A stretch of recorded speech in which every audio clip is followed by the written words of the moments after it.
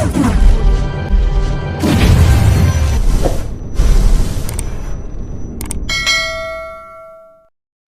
what's up sa inyo mga katek? Ito na yung part 2 mga katek, no, ng CCTV rehabilitation natin, no. So, ito, nagpe-prepare na tayo ng gamit para pumunta tayo sa site mga katek. Kasi nung nakaraang video natin is ocular lang yan mga katek, no. So, yan, nire-ready na natin mga katek yung mga maintenance box natin. Pinalagyan ko na rin ng name ng barangay yan para hindi nagagalaw ng kung sino man mga katek. At alam nila na maintenance box ng barangay yon.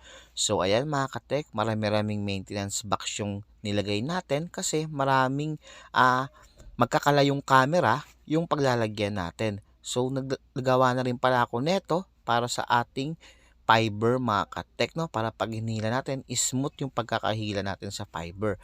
So ayan mga katek, niready ko na rin itong NBR natin, pati yung mga camera na na-reset natin, no. So ilalagay natin yan sa mga box mamaya. Yan mga katek, tamang setup lang muna tayo dito bago tayo pumunta sa mga site para pag tapos na silang mag-cabling is ibibigay na natin yung mga camera sa kanila pati yung mga maintenance box. Itong PTC mga katek, nireset na natin yan para magamit pa natin, no? So, Dawa yung brand na gamit natin dito mga katek. So, yung ibang camera naman nila is buo pa, kaya nirehab lang natin, binalik din natin, no, inayos lang natin siya para magamit pa. Yun mga katek, no, ito yung PTC niya, ha? Tamang reset lang tayo. So, may video pala ako nito mga katek kung paano siya ni-reset, no, o paano mag-reset ng PTC ni Dawa. So, may reset button yan. Yan, search nyo lang po sa aking YouTube or Facebook page kung paano mag-reset ng PTC na Dawa and camera na Dawa mga katek. Ayan mga katek, no? Yan, na-reset ko na siya dyan mga katek. Bali, dadaling ko na siya dun sa technician natin sa labas para makabit na nila mga katek. So, ayan mga katek, pinasa na ng NBR natin yung PTC camera na na-reset natin mga katek. So, yan, ready to deploy na yan mga katek. Pwede na natin dalhin sa mga technician natin sa labas para ikakabit na nila. So, yan mga katek, gumagana na. Umiikot pa. So, mamaya, ipapatrol na lang natin yan sa mismong NBR niya mga katek. Yan. So, yung ibang camera pala, yan yung mga na-reset na rin natin mga katek. Dito naman sa makikabilang area, naglalatag na sila ng fiber mga katek, no? Ayan. Ito yung pinakadulo mga katek. Then, dito naman sa kabila, pinaayos ko na yung paglalagyan ng NBR natin mga katek. Then, yung mga bagong camera na ilalagay. So, nagpalit din kasi tayo ng mga camera, yung mga sira. Then, nag-add din tayo ng mga camera dun sa mga bagong location na gusto nilang paglagyan mga katek.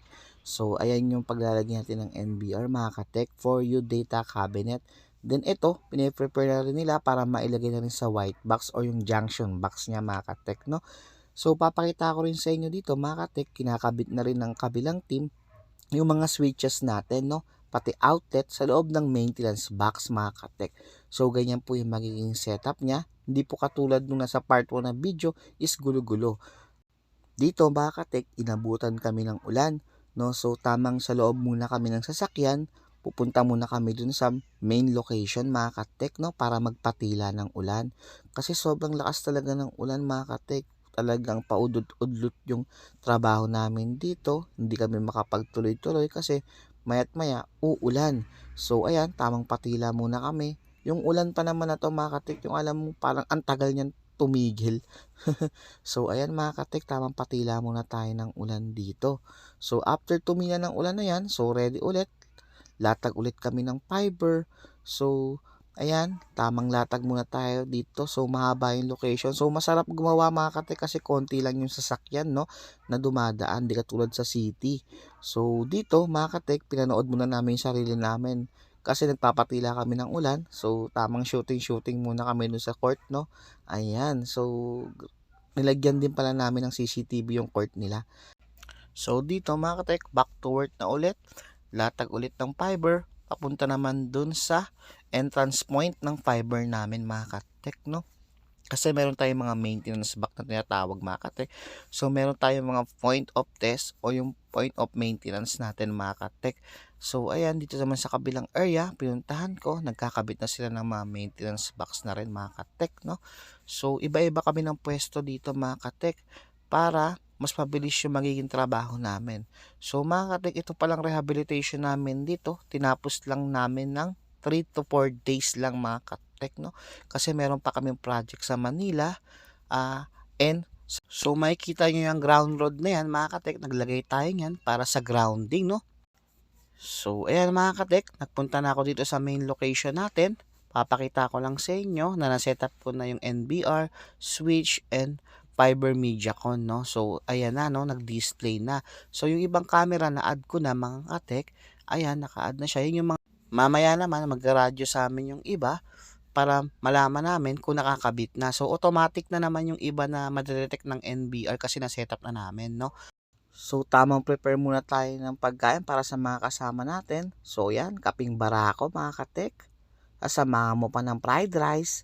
Tapos, ang pinakamasarap na adobo mga katek, no? So, tara, kain muna tayo bago tayo magtrabaho ulit mga katek, no? So, ito mga katek, ito na yung kinabukasan. So, nasa kabilang area naman kami. Kinakabit ulit namin yung maintenance box mga katek, no? Diyan sa kabilang dulo na yan mga katek is meron din tayong camera diyan mga katek, no? Dulo-dulo, no? Kaya medyo matrabaho. Pero kagandahan na kasi dito is wala masyadong dumadaan, no? So yan mga katek, magi-splice na tayo, no? Gamit itong splicer natin. So ito mga katek, yan sineset up na natin itong ating NBR pati yung ibang camera, ina-add na rin natin mga katek, no? Makikita nyo dito na ito yung isang camera na bagong lagay natin, 4MP po yan na Hikvision, pero dawa yung NBR natin, no? So may technique lang sa pag-add ng ibang camera dito sa ating dawa NBR mga katek, no? So yan, matatapos na tayo dito sa ating setup mga katek.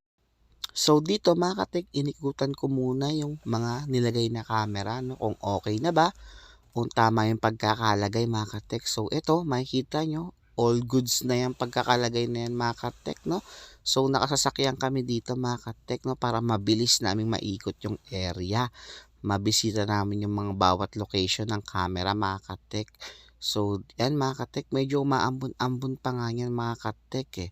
So dito yung dalawang camera naman, no? Sa may harap ng school, no mga katek. Yan, so goods na rin yan. So yung focusing yan is na ready na rin or nagawa na rin mga katek, no?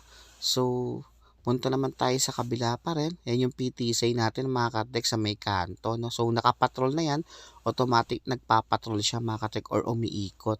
So dito naman sa kabila, andito rin yung dalawang camera, no? So hindi ko na na-videoan yung ibang camera mga katek kasi napuno na yung memory ng cellphone ko, no mga katek. So balik na tayo sa pinaka main. Dito mga katek, pinapangalanan niya na yung mga camera, no, or yung bawat isa ng camera is nilalagyan niya ng name, no mga katek, para madali yung troubleshooting mga katek, no. So ayan mga katek, tapos na pala namin i-setup or i-rehab itong CCTV dito sa may Batangas mga katek, no. Hopefully mga katek, nagkaroon kayo ng idea and technique, no, kung paano mag-setup or mag-rehab ng isang barangay community mga katek, no. Maraming salamat sa panonood. Please support my channel and Facebook page.